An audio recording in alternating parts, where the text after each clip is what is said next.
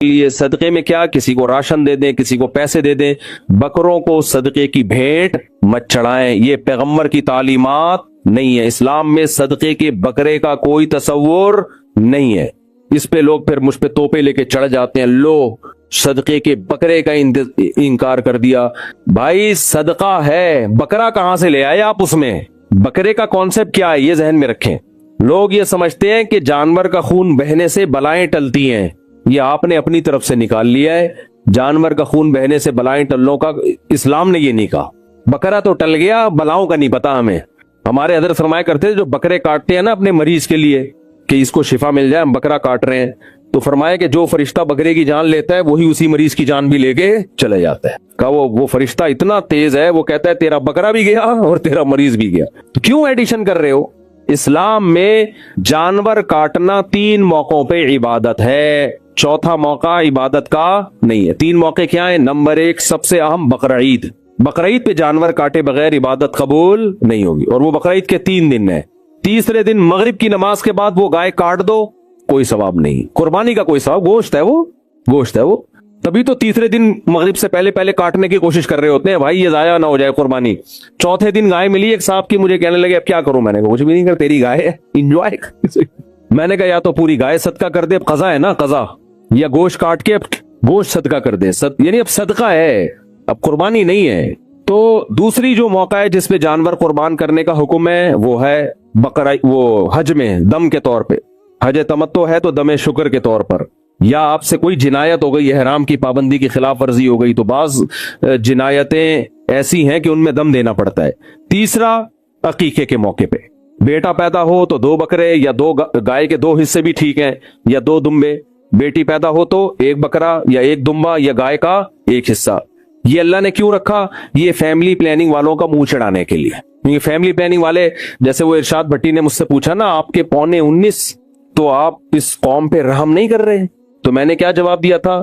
خدمت کر رہا ہوں میں، کیونکہ جس ملک میں گروتھ ریشو بڑھتا ہے، جوانوں کا ریشو زیادہ، بوڑھوں کا ریشو کم، کمانے والے زیادہ، کھانے والے کم، یہ پوری دنیا میں مسلم قانون ہے۔ یہ تو ہمیں جو نسل روکنے کا گورے کہہ رہے ہیں، اپنے آپ کو تو، اپنے قوموں کو تو پیسے دے دے کے بڑھا رہے ہیں نسلیں، ایک بچے پہ ٹھیک ٹھاک پیسہ ملتا ہے۔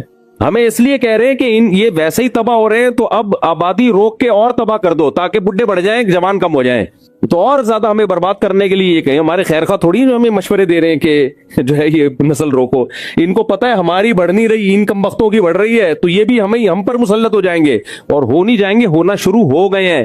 میں نے 20 سال پہلے بیان کیا تھا کہ جاپان میں ہمارے پشتون بھائیوں کی نسل بڑھ رہی ہے، جاپنیز کی نسل ختم، 1-2 بچہ ہوتا ہے ان کا، حکومتیں کہہ رہی ہیں بچے پیدا کرو، نہیں کر رہے۔ میں نے کہا دیکھنا ایک دن آئے گا جاپان میں چپلی کباب کے ہوٹل کھلیں گے، نسوار کی دکانیں کھلیں گی۔ میں اب جاپان ہو کر آیا ہوں لاسٹ ایئر، الحمدللہ کھل گئے، اور وہاں بتا رہے ہیں ہمارے جو پشاور کوئٹہ کے پشتون لوگ ہیں، وہ کہہ رہے ہیں بھائی ہم تو یہاں کی عورتوں سے نکاح کرتے ہیں، ہمارے بچے بھی پیدا ہوتے ہیں، تو ہماری نسل بڑھ رہی ہے۔ وہاں پنجاب کے سیالکوٹ کے لوگ ملے، ان کی نسل بڑھ رہی ہے، جاپانیوں کے 1-2 بچے، نسل ختم۔ تو دنیا میں یونان ایک ایسا کنٹری ہے، یونان میں جو اصل قوم رہا کرتی تھی ختم ہو چکی ہے، پتہ ہے آپ کو؟ وہاں دوسری قومیں ہیں، کیونکہ انہوں نے نسل روکی، ختم۔ تو ایسے غائب ہوتی ہے نسلیں، پتہ بھی نہیں چلتا، ایسے نسلیں غائب ہوتی ہیں۔ اور لوگ ہمیں کہتے ہیں کہ مفتی صاحب کو یونائٹڈ نیشن کا نہیں پتا، یونائٹڈ نیشن کی نظر میں اس وقت آبادی ایک بہت بڑا عذاب بن چکی ہے، اور یہ کہہ رہے بچے پیدا کرو۔ آپ کو یونائٹڈ نیشن کا نہیں پتا، یونائٹڈ نیشن کی جو مستند رپورٹ ہے وہ یہ ہے کہ گروتھ ریشو اتنا خطرناک گر گیا ہے کہ کووڈ سے بڑی تباہی آنے والی ہے دنیا میں، کووڈ سے بڑی تباہی آنے، کیونکہ فطرت کا ایک لا ہے نا کہ اتنی سپیڈ ہونی چاہیے تاکہ بوڑھوں کا ریشو جتنا ہے اس حساب سے جوانوں کا ریشو ایک اتنا رہے، وہ اب مینٹین نہیں ہے، وہ کیا ہو گیا ہے، وہ خراب ہو گیا ہے۔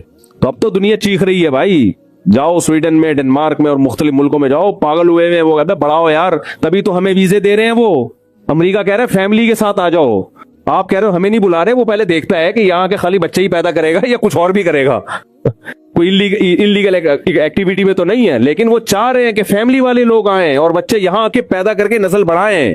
تو اس لیے یہ اٹھا کر پھینک دو باہر گلی میں، نہیں تہذیب کے انڈے ہیں گندے۔ اچھا مجھے ارشاد بھٹی کے اسٹائل پہ بڑی ہنسی آئی جب میں نے کہا نا خدمت، کہہ رہے اچھا خدمت کر رہے ہیں ماشاءاللہ، تو وہ طنز بھی کر رہا تھا اور اسٹائل بھی نہیں چینج ہو رہا تھا. خیر ہم آگے چلتے ہیں. میں کیا بات کر رہا تھا؟ ہاں بکرے. تو اللہ نے 2 بکرے کاٹنے کا کیوں حکم دیا؟ تاکہ فیملی پلاننگ والوں کو تکلیف ہو. تکلیف اس بات کی ہوگی کہ ایک طرف پہلے ہی بہت بچے ہیں اور مزید بچہ آنے پر یہ خوشی میں بکرے بھی کاٹ رہے ہیں. دیکھو 2 چیزیں اللہ نے رکھی ہیں بچے زیادہ ہونے پر. 2 اللہ نے شکرانے رکھے ہیں باپ کے اوپر. 2 شکرانے. ایک ہر بچے پہ بکرا کٹے گا، شکرانہ ہے، یہ جرمانہ نہیں. اگر جرمانہ ہوتا تو اس کا گوشت کھانے کی اجازت نہ ہوتی. ہم بقرعید جب ہم حج میں ہوتے ہیں اور احرام میں ہم سے کوئی گناہ ہو جاتا ہے، جنایت کا مطلب احرام کی پابندی کی خلاف ورزی ہو گئی، تو بکرا کاٹنے کا حکم ہے. اس کا گوشت کھانے کی اجازت نہیں ہے کیونکہ وہ جرمانہ ہے، شکرانہ نہیں ہے. ایک ہی سفر میں آپ حج بھی کرو عمرہ بھی کرو، حج تمتع، یہ شکرانہ ہے. تو اس میں جو بکرا کاٹو گے اس کا گوشت کھانے کی اجازت. جرمانے والے بکرے کا گوشت نہیں کھایا جاتا، شکرانے والے بکرے کا گوشت کھایا جاتا ہے. بقرعید میں ہم شکرانے کے طور پر جانور کاٹتے ہیں، جرمانے کے طور پہ نہیں، کیونکہ عید کے دن جرمانے نہیں لگتے اللہ کی طرف سے. پھر یہ عید کیسی ہوئی؟ شکرانے ہوتے ہیں، اس لیے اللہ نے کہا کاٹو کھاؤ. ٹھیک ہے نا؟ ٹکے بن رہے ہوتے ہیں رات کو، دیکھو کیا حلیم کی دیگیں وہ محرم کے اس سے بن رہی ہوتی ہیں بقرعید کے گوشت سے. تو اسی طرح جب بچہ پیدا ہوتا ہے تو عقیقے کا گوشت خود بھی کھاتے ہیں کہ نہیں کھاتے؟ تو اس سے پتہ چلا یہ جرمانہ نہیں ہے کہ تمہارے 19 کیوں ہو گئے، 18واں کیوں ہو گیا، پینلٹی ہے نا. اللہ کہتے ہیں ویل ڈن، زبردست. شکرانہ کیا ہے؟ اللہ نے تمہیں اولاد کی نعمت دی، بیٹی ملی ہے تو 1 بکرا کاٹ، بیٹا ملا ہے تو 2 بکرے کاٹ، خود بھی کھا پبلک کو بھی کھلا. تو یہ شکرانہ ہے. اسی طرح عید الفطر میں دیکھ لو، ابھی عید آنے والی ہے نا، عید الفطر میں دیکھ لو. عید الفطر میں فطرانہ جتنے بچے زیادہ ہوں گے اتنا فطرانہ زیادہ. 19 کو ضرب دینا پڑے گا، 19 کو 2.25 کلو گندم سے ضرب دینا پڑے گا. عید کے دن جرمانہ ہوگا یا شکرانہ ہوگا؟ یہ بھی شکرانہ ہے. تو جس کی بچے جتنے زیادہ اس پہ شکرانہ اتنا زیادہ. اور علماء فقہا لکھتے ہیں کس بات کا شکرانہ ہے؟ یہ اس بات کا شکرانہ کہ اللہ آپ کے ذریعے اتنے افراد کو کھلا رہا ہے. اللہ کو کھلانے والا پسند، کھانے والا بالکل بھی پسند نہیں ہے. کہ تمہارے ذریعے سے اللہ اپنی مخلوق کو کھلا رہا ہے تو باپ پر لازم ہے کہ وہ دے. یہ ماں پہ لازم نہیں ہے، باپ پہ ہے. حالانکہ کھلاتی تو ماں بھی ہے، خرچہ کس کا ہو رہا ہے؟ باپ کا. اس لیے اللہ کہہ رہا ہے تیرا باپ بھی کھلائے گا. تو اس لیے بھائی میں فیملی پلاننگ کو اس لیے مانتا کہ فیملی پلاننگ اور اسلام ایک دوسرے سے کیا ہے، 180 ڈگری پر ہیں. تو یا تو اسلام چھوڑ دو بھائی، پورے گوروں کی طرح کھسک جاؤ ادھر ہی. ان کے تو ہو ہی نہیں رہا، ایک بھی نہیں ہوتا، وہ بھی پتہ نہیں چلتا، ہونے کے بعد کنفیوز ہوتے ہیں اسی کا ہی ہے یا اس میں بھی کوئی گڑبڑ ہو گئی ہے. تو ہم تو مسلمان ہیں بھائی، بڑا خاندان، خوشحال خاندان. کوئی غربت آ بھی جائے، خدا نخواستہ کھانے پینے کی کمی بھی آ جائے، تو بھائی اللہ تعالیٰ کبھی آزمائش میں ڈالتا ہے، کبھی پیٹ بھر کے کھلاتا ہے. نبی نے کیا فرمایا کہ میں چاہتا ہوں ایک دن پیٹ بھر کے کھاؤں، ایک دن بھوکا سوؤں. جب بھوکا سوؤں گا صبر کا ثواب، پیٹ بھرے گا شکر کا ثواب. ویسے تو اللہ دیتا ہے چپڑ پھاڑ کے روزی، لیکن اگر کوئی آزمائش آئے تو یہ تھوڑی، یہ دنیا تو مسافر خانہ ہے. تو اللہ کی طرف توجہ. باقی اس پہ میں بہت سارے اشکالات ہوتے ہیں، تعلیم کیسے ہوگی، تربیت کیسی، ان کے جوابات دے چکا ہوں. اگر میں ابھی فیملی پلاننگ کو بدنام کرنے میں لگ گیا نا تو پھر یہ صورت رہ جائے گی. ان کو بھگو کے میں لگاتا ہوں. اور ان کی اپنی زندگی دیکھ لو بیچاریوں، بڑھیا جب ہوتی ہے نا فیملی پلاننگ والی، جو لوگوں عورتوں کو خراب کر رہی ہوتی ہیں، خود بڑھاپے میں ان کی حالت پہ ترس آتا ہے. کوئی خاندان نہیں ہوتا، کوئی پریوار نہیں ہوتا. تو اللہ نے ہمیں حکم دیا. ہاں جانور کاٹنے کی بات کر رہا تھا، تو صرف عقیقے میں اور بقرعید میں اور حج میں، باقی جانور کاٹنا کوئی عبادت بولو نہیں.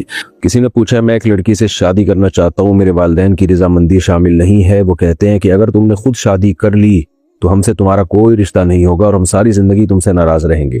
میرے باقی بہن